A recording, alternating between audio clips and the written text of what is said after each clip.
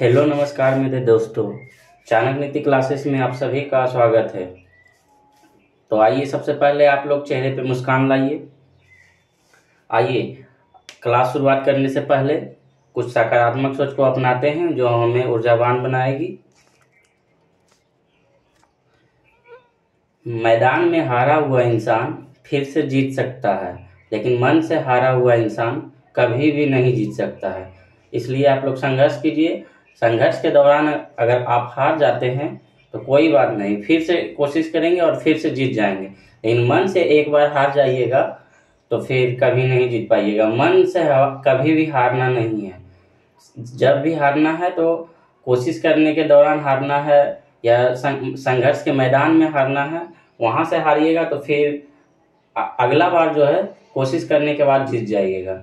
इसलिए आप लोग मन को जो है मजबूत बना कर रखिए ताकि कोई भी चीज आप कर सकते हैं। ठीक है, देखिएगा। तो आप लोग बोलिए जय श्री राधे। उसके बाद आज का क्लास आगाज करते हैं। 13 अप्रैल 2024 का करेंट अफेयर्स, जो कि अति महत्वपूर्ण प्रश्न है। देखिएगा क्वेश्चन नंबर 1।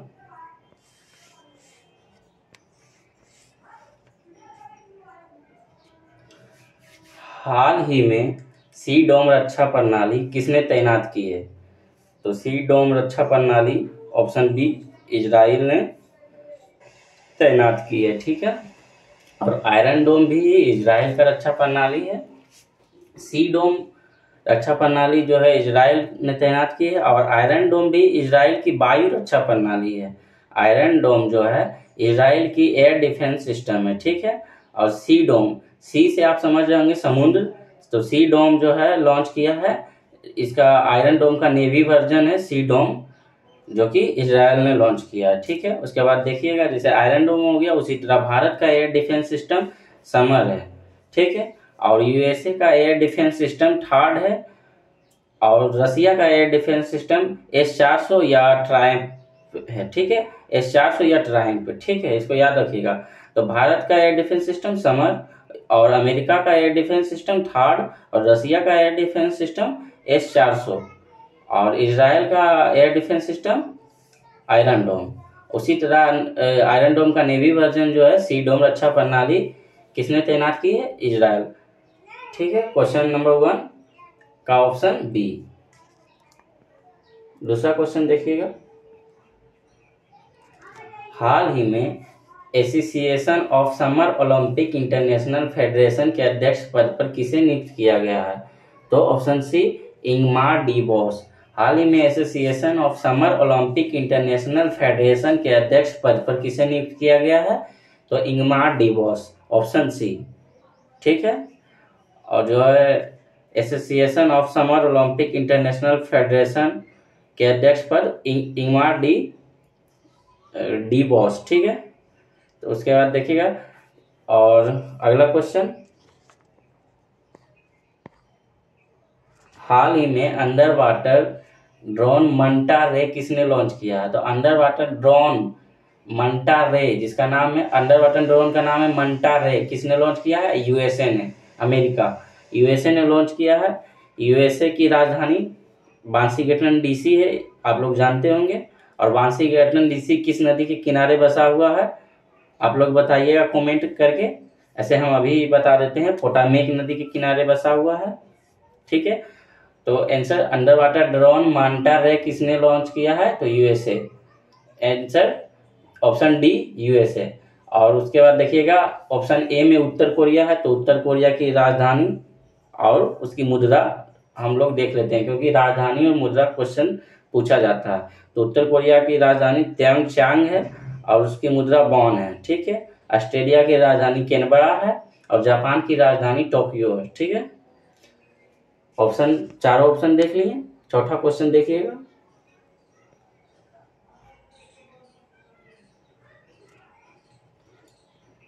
हाल ही में अमेरिकी राष्ट्रपति के स्वर्ण स्वयं सेवक पुरस्कार 2024 से किसे सम्मानित किया गया है? तो अमेरिकी राष्ट्रपति के स्वर्ण स्वयं सेवक पुरस्कार 2024 से किसे सम्मानित किया गया है?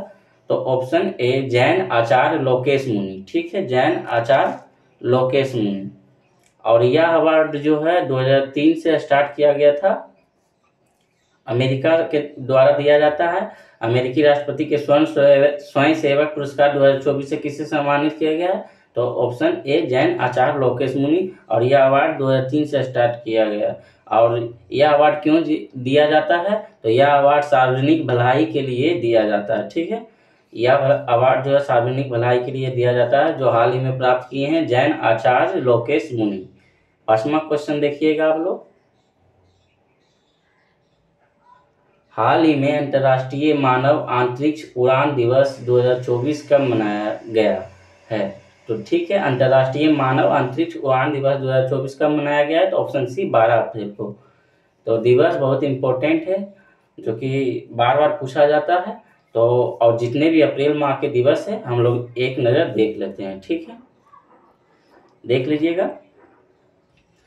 5 अप्रैल को राष्ट्रीय समुद्री दिवस मनाया जाता है। 5 अप्रैल को राष्ट्रीय समुद्री दिवस मनाया जाता है। 6 अप्रैल को विकास और शांति के लिए खेल दिवस मनाया जाता है। तो 5 अप्रैल को राष्ट्रीय समुद्री दिवस, 6 अप्रैल को विकास और शांति के लिए खेल दिवस। ठीक है, 7 अप्रैल को स्वास्थ्य दिवस मनाया जाता है। 7 अप्रैल को स्वास्थ्य दिवस। और 9 अप्रैल को सीआरपीएफ शौर्य दिवस मनाया जाता है। ठीक है, और 10 अप्रैल को हेम्योपैथिक दिवस मनाया जाता है। 10 अप्रैल को हेम्योपैथिक दिवस मनाया जाता है। और 11 अप्रैल को जो है महात्मा ज्योतिबा फुल्ले जयंती के रूप में मनाया जाता है। ठीक है, उसके बाद 12 अप्रैल को जो है अंतर्राष्ट्रीय मानव अंतरिक्ष उड़ान दिवस मनाया जाता है, जो कि क्वेश्चन देख रहे होंगे, क्वेश्चन नंबर 5 का।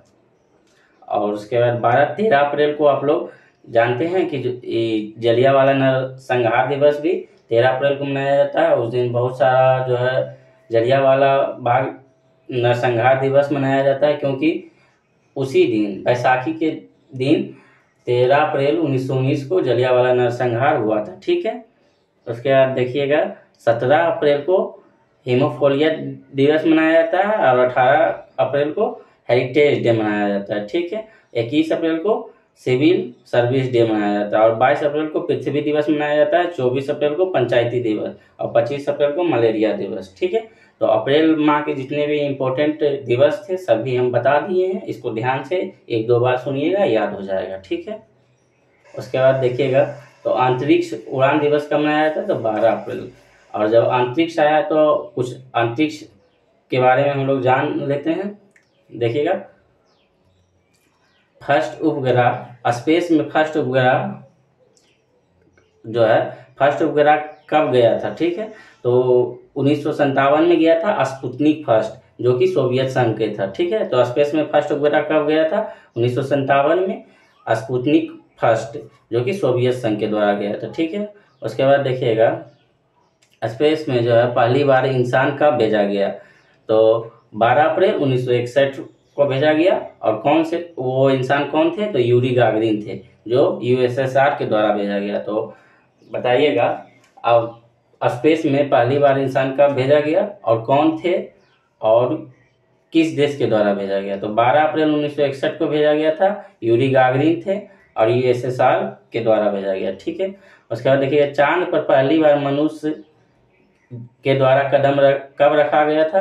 तो चांद के द्वारा पहली बार मनुष्य जो है चांद पर पहली बार मनुष्य कदम कब रखा था?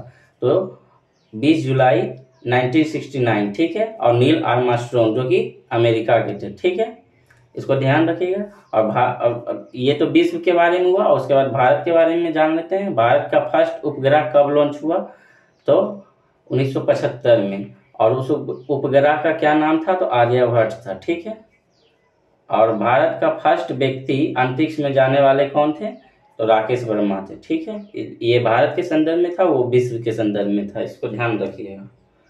और एक इम्पोर्टेंट क्वेश्चन और है, अंतरिक्ष का मेगना काटा जो है, अंतरिक्ष का मेगना काटा जो इसका अर्थ होता है स्पेस के अंदर रूल लागू होना।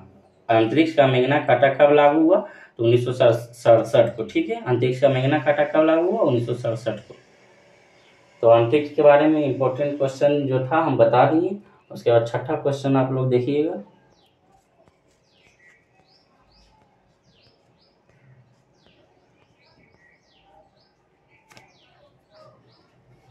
हाल ही में लक्षद्वीप में शाखा खोलने वाला पहला निजी बैंक कौन सा है? तो लक्षद्वीप में हाल ही में पीएम मोदी गए थे, जो कि मालदीव लक्षद्वीप जाने के बाद मालदीव के बहुत सारे टूरिस्ट लक्षद्वीप जाने लगे हैं। तो हाल ही में इसी को देखते हुए जो है HDFC बैंक पहला निजी बैंक खुला है लक्षद्वीप में। तो ऑप्शन सी होगा। हाल ही में लक्षद्वीप में शाखा खोलने वाले पहला निजी बैंक कौन सा है? तो HDFC है। HDFC भारत का प्राइवेट बैंक है जो कि लक्षद्वीप में खुला है। तो लक्षद्वीप के बारे में जान लेते हैं। पहले HDFC जो बैंक खुला है, इसकी स्थापना कब हुई थी? HDFC की स्थापना 1994 में हुआ था, ठीक है। और HDFC का हेडक्वार्टर मुंबई में है, ठीक है। उसके बाद लक्षद्वीप का जो है 2-4 क्वेश्चन पूछा जाता है, उसके बारे में देख लेते हैं। लक्षद्वीप प्रवाल भित्ति से बना हुआ है। और लक्षद्वीप जो है मालदीव और मिनी क्वाय को कौन सा डिग्री अलग करती है? तो 8 डिग्री। और मिनी क्वाय और कवरती को कौन सा डिग्री अलग करती है? तो 9 डिग्री, ठीक है। 9 डिग्री चैनल जो है मिनी क्वाय और कवरती को अलग करती है, और 8 डिग्री चैनल मालदीव तथा मिनी क्वाय को अलग करती है। इसको ध्यान रखिएगा, जो कि क्वेश्चन हर बार पूछा जाता है। 7वां क्वेश्चन देखिएगा।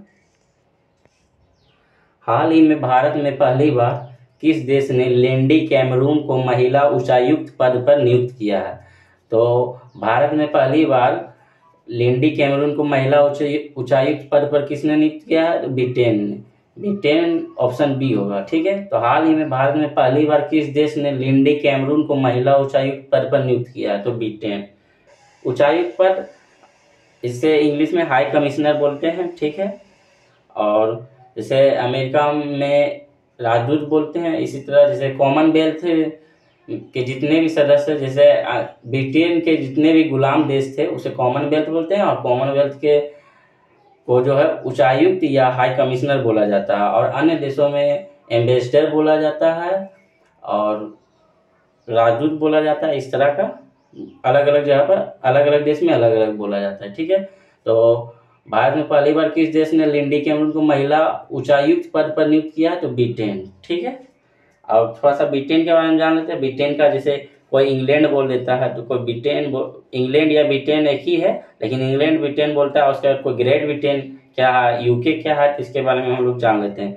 जैसे लंदन को इंग्लैंड या ब्रिटेन बोला जाता है, ठीक है। अगर उसमें ऐड कर देंगे, स्कॉटलैंड शामिल कर देंगे, तो उसे ग्रेट ब्रिटेन बोल देंगे, ठीक है। और लंदन, स्कॉटलैंड और आयरलैंड, नॉर्थ आयरलैंड शामिल कर देंगे तो यूके बोलेंगे, ठीक है। तो आप लोग समझ चुके हैं, लंदन को ब्रिटेन या इंग्लैंड बोला जाता है। अगर लंदन में स्कॉटलैंड शामिल कर देंगे तो ग्रेट ब्रिटेन बोलेंगे, और लंदन और स्कॉटलैंड और नॉर्थ आयरलैंड शामिल कर देंगे तो यूके बोलेंगे, ठीक है। तो आप लोग इसमें कंफ्यूज मत होइएगा।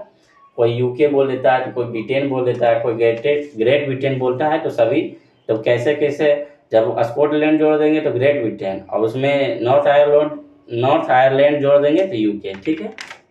अगला क्वेश्चन देखिएगा, क्वेश्चन नंबर 8। हाल ही में यूएसए के सर्वश्रेष्ठ वैज्ञानिक पोस्टर पुरस्कार 2024 से किसे सम्मानित किया गया है? तो हाल ही में यूएसए के सर्वश्रेष्ठ वैज्ञानिक पोस्टर पुरस्कार 2024 से डॉक्टर अग्रवाल आई अस्पताल को सम्मानित किया गया है, ठीक है। डॉक्टर अग्रवाल आई अस्पताल को सम्मानित किया है, क्योंकि आई रिसर्च के लिए है, ठीक है। क्वेश्चन नंबर 9 देखिएगा। हाल ही में ऑनलाइन आधार ATM सेवा AEPS किसने लॉन्च किया है? तो ऑनलाइन आधार ATM सेवा AEPS किसने लॉन्च किया? तो इंडियन पोस्ट पेमेंट्स बैंक ने लॉन्च किया, ठीक है। 9 का आंसर ऑप्शन ए होगा, Indian post payments bank. Online Aadhaar ATM सेवा AEPS किसने लॉन्च किया है? तो Indian post payments bank. AEPS का फुल फॉर्म होता है आधार इनेबल्ड पेमेंट सिस्टम, ठीक है। AEPS का फुल फॉर्म आधार इनेबल्ड पेमेंट सिस्टम, इसको याद रखिएगा। नाबार्ड की स्थापना 1982 में हुई थी, इसको भी ध्यान रखिएगा। क्वेश्चन नंबर 10 देखिएगा। हाल ही में उत्तर प्रदेश का पहला ग्लास स्काई वॉक कहाँ प्रारंभ हुआ? तो चित्रकूट में। उत्तर प्रदेश के चित्रकूट में जो है पहला ग्लास स्काई वॉक कहाँ प्रारंभ हुआ? तो उत्तर प्रदेश के चित्रकूट में हुआ, ठीक है। ऑप्शन ए, 10 का आंसर ऑप्शन ए, चित्रकूट में। तो हाल ही में उत्तर प्रदेश का पहला ग्लास स्काई वॉक कहाँ प्रारंभ हुआ? चित्रकूट। जैसे बिहार में के राजगीर में भी ग्लास ब्रिज हुआ था, उसी को देखते हुए यूपी में भी जो है पहला क्लास स्क्वायर बॉक्स कहाँ पर आरंभ हुआ? चित्रकूट में। ठीक है, इसको ध्यान रखिएगा।